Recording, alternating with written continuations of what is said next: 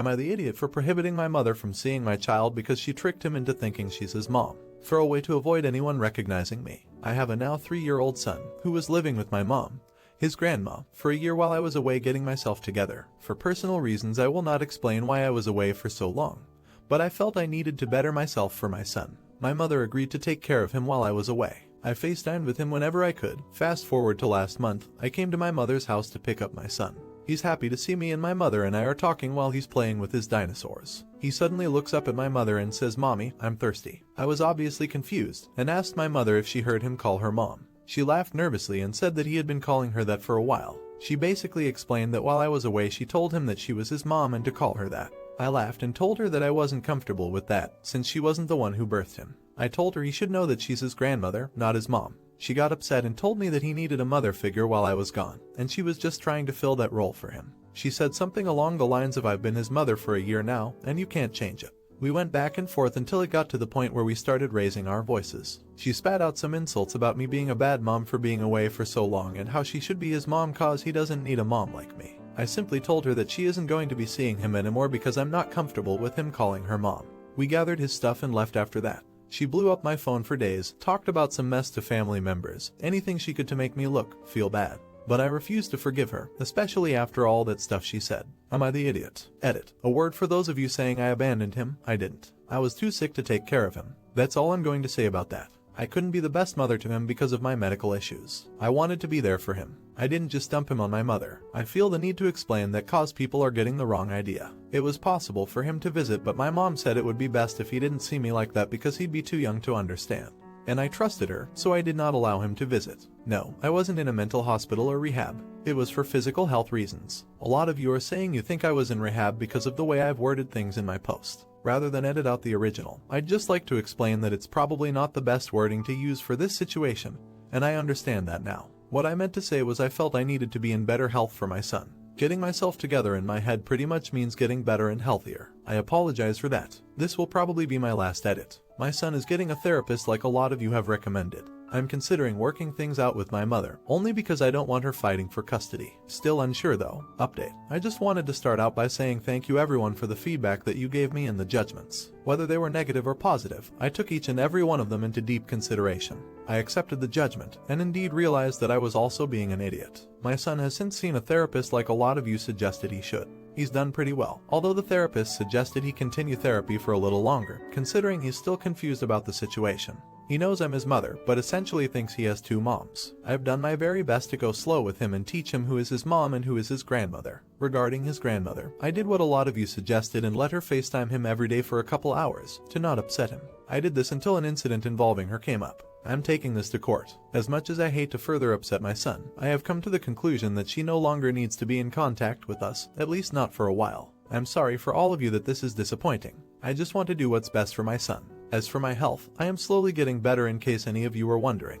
I have to visit my doctor several times a month, but that's an improvement honestly. Thank you all. I wish this situation could have ended differently, but I was able to try to resolve it thanks to all of you. You're the idiot. She is clearly delusional and needs help, yet here you are posting online, basking in the validation. How someone can be so cold to their mother, I will never understand. Good luck, not the idiot. Your mother has lost all reason. Be merciless in your legal action. She tried to kidnap a child from his mother. Make sure she doesn't come anywhere near 100 kilometers from your son. What was she thinking? I suggest you move to a different city far away and cut all contact with your family. Delete social media. Make sure no one knows where you have gone. Should she go no contact with this grandmother? Let me know in the comments. Now, am I the idiot for making my late wife's daughter move out so I can date in peace? My late wife passed away about a year ago. We were together 10 years but not married until she became sick about a year before that. She has a daughter, Beth, who is 19 years old. Beth is taking college classes, but they are 100% online, so she has stayed at home, which is my house. I've owned this before my wife moved in, so it was never technically shared. I've wanted to be supportive of Beth but don't want her here indefinitely or until she's done with college. That's 3 more years and it makes dating super awkward. I had a lady friend over after a dinner date last week and she was snarky towards her and later told me I'm moving on too fast. I tried to have an honest talk about being ready to move on and date others, but she kept calling me an idiot. I'm just ready to move on with my life, but her presence is making that difficult. I told her I want her to move out at the end of this next semester, which would be the end of May, so 5 full months to find a place. She flipped out and told me I'm abandoning her to get laid. this isn't really the case. I just want to move on with my life and don't want to live with a 19-year-old any longer. She's still mad at me and is making living in my own home awkward. But she claims she can't afford to go anywhere else. Edit. I did not raise or adopt Beth. My wife was very clear that she was not looking for a replacement father for her. Beth never lived with me until 2 years ago when she was almost 18 when her mom moved in with me due to her being sick and needing more attention. I never played a fatherly role in her life. Before moving in, she and her mom moved every few years for a while. Beth didn't move until her senior year of high school because her mom needed my help. Obviously, I couldn't move the mom in without the daughter. Before giving her notice to leave, I tried to have a talk about ground rules for staying here, mostly including being polite to any guests of mine. She then went off on me for moving on with my life. That is when I made my decision. It wasn't exactly your traditional marriage. Before getting sick, my late wife never wanted to get married because her parents had such a nasty one and her parents have been divorced a combined 4 times. I'm not religious, so I never felt the need to get married either. When she got sick, we realized her insurance was terrible while mine through work is much better. So it was a practical decision to get married so she could be added to mine. Even then, she affirmed I wasn't responsible for Beth. I'm not just trying to get laid like many have said.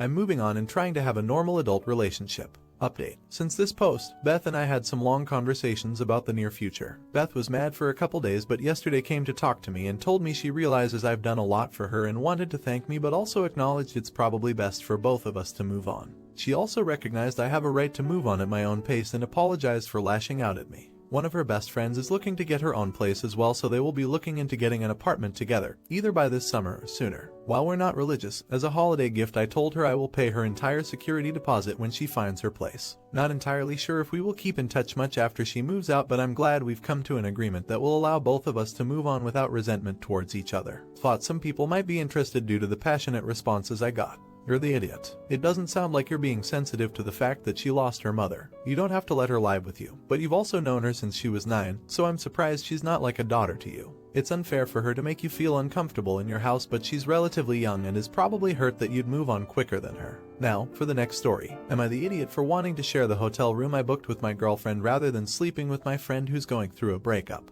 Me and my girlfriend have a friend couple. We have all known each other since junior high school. I've been with my girlfriend for almost 2 years now, but we've spent most of our relationship long distance as she lives in another state.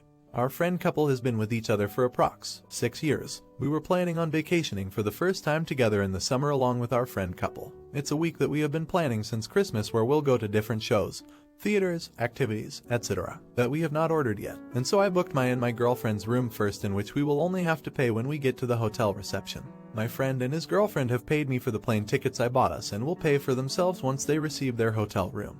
Now my friend is telling me that he might break up with his girlfriend before the trip, as they've apparently been struggling, but that they still love each other and it's for the best. But he still wants to go on the trip, especially since he has already paid for the plane tickets, and if she wants to join as well, he won't pay alone for the room that they booked together. Therefore, he would be more comfortable if we switched and we would sleep together while our girlfriends shared the other room. I asked why he would even want to still go if she's gonna be there. He said, again, that she wasn't the problem, only their situation was, so he believes that they'll still be friends after the breakup. He doesn't want to break up after the trip as he says that he's miserable and has to do this as quickly as possible. I understand that and I don't want him to hurt for months just because of a planned trip. Quite honestly, I am a bit disappointed as well. I was looking forward to sharing a hotel room with my girlfriend for our first vacation together and spending our nights together without having to think about roommates. I suggested they could just rebook and order single rooms for themselves, but he sort of quickly injected that it wasn't optimal due to the pricing. I didn't say this out loud yet as he was still a bit upset, but I'm thinking it won't be much more expensive to change from a shared king-sized room to a single room, and for a vacation it is expected to spend some money either way if you're willing to still go with your potential ex.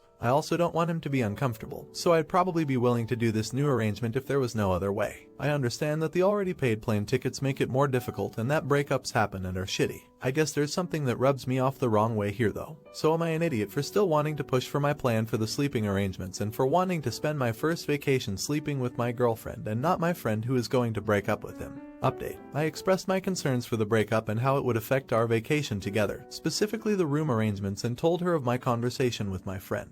She basically said what you guys did. We have no obligation to rearrange our trip for their comfort if they're going to break up, so I shouldn't feel obligated to give up our room together for that. They, especially my friend, have the responsibility to work out something. We agreed that it's a weird situation overall, but with her support I felt even more confident.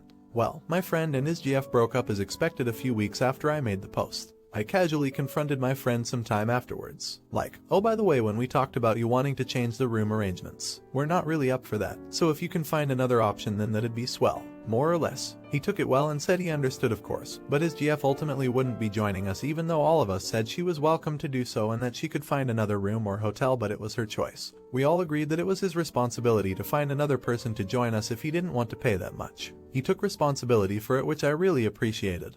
But in the end he had to pay the full price. She still had to pay for the plane ticket and the activities we were supposed to go on. But she said it was easy to earn back and didn't hold a grudge. We're still very good friends to this day. Overall, we had a good time on our trip. Although our friend was single and wanted to explore the nightlife more, me and my partner enjoyed our time together in our hotel room and the public areas. We had a blast. We also connected a bit more with my friend over drinks and fun days. So everything turned out alright in the end. Thank you for all the responses that made me realize that I need to work on my confrontation skills and express my boundaries for my own and my partner's interests. I'm hoping that this post will encourage others in my shoes to do the same and hopefully come to a solution as friends and adults. Be respectful, understanding, and don't forget that we all have issues that we struggle with. Best is to encourage growth to strengthen ourselves and our relationships. Not the idiot. Your plans for a getaway with your GF shouldn't suffer because he's going to break up with his lady. He either has to break it off before the trip or stay awkwardly with her in the same room. Not the idiot. Think about it from your girlfriend's perspective. She's been looking forward to this trip with you. It will be romantic, fun, something to remember for years. Then all of a sudden her amazing boyfriend wants to room with his friend over her. If I was your girlfriend, I wouldn't forgive you picking your friend's comfort over her special trip.